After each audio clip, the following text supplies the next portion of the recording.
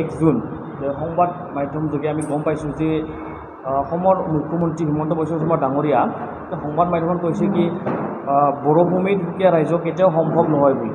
তো বড়োভূমিত সুকীয়া ৰাজ্য গঠন কেতিয়াও হ'ব নহয় বুলি কোৱা হিমন্ত বিশ্ব শৰ্মা কোন হয়? তেওঁ মুখ্যমন্ত্ৰী হিচাপে এখন ৰাজ্য গঠন কৰিবলৈ তেওঁকতো সংবিধানে অধিকাৰ দিয়া নাই। তো আমাৰ বড়োলেণ্ডটো এটা কনষ্টিটিউশ্যনেল ডিমাণ্ড হয়।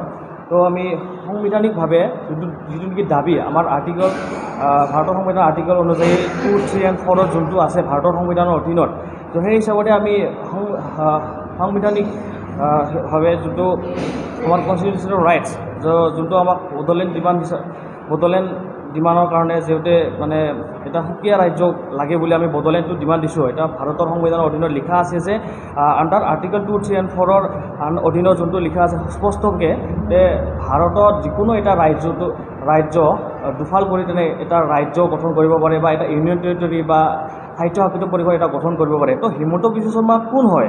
তেওঁ কোন হয় যে অসমত বা বড়োভূমিত সুকীয়া ৰাজ্য গঠন কেতিয়াও সম্ভৱ নহয় বুলি ক'বলৈ? তো আমি স্পষ্ট ভাষাৰে কৈ দিছোঁ যে এইটো আপুনি এটা মানে অসাংবিধানিক এষাৰ কথা ক'লে কি বড়োভূমিত সুকীয়া ৰাজ্য গঠন কেতিয়াও সম্ভৱ নহয় বুলি।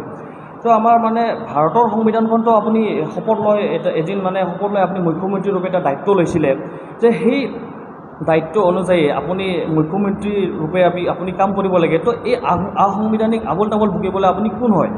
আপুনি এটা মুখ্যমন্ত্ৰী হিচাপে কাম কৰি থাকক।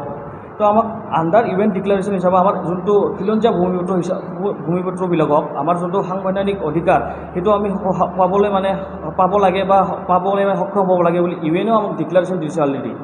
তো এই হিচাপত হিমন্ত বিশ্ব শৰ্মা কোন হয়? তো আৰু এটা কথা ক'ব বিচাৰোঁ যে হিমন্ত বিশ্ব শৰ্মাটো এই সময়ত এজন যোনটো আপোনালোকেতো গম পায় এটা নিষিদ্ধ ঘোষিত সংগঠন আলফাৰ এজন সদস্য আছিলে, যে যোনটো আলফাৰ সংবিধানটো আইডিঅ'লজিটো ছেপাৰেটলি ভাৰতৰ সংবিধানৰ লগত নিমিলে, যে এক্সট্ৰা এটা সিহঁতক দেশ লাগে বা সুকীয়া এটা ছভেৰেইন নেশ্যন লাগে। তো সেই হিচাপত তেওঁতো এণ্টি ইণ্ডিয়ান কনষ্টিটিউশ্যন কাম কৰিছিলে সেই সময়ত।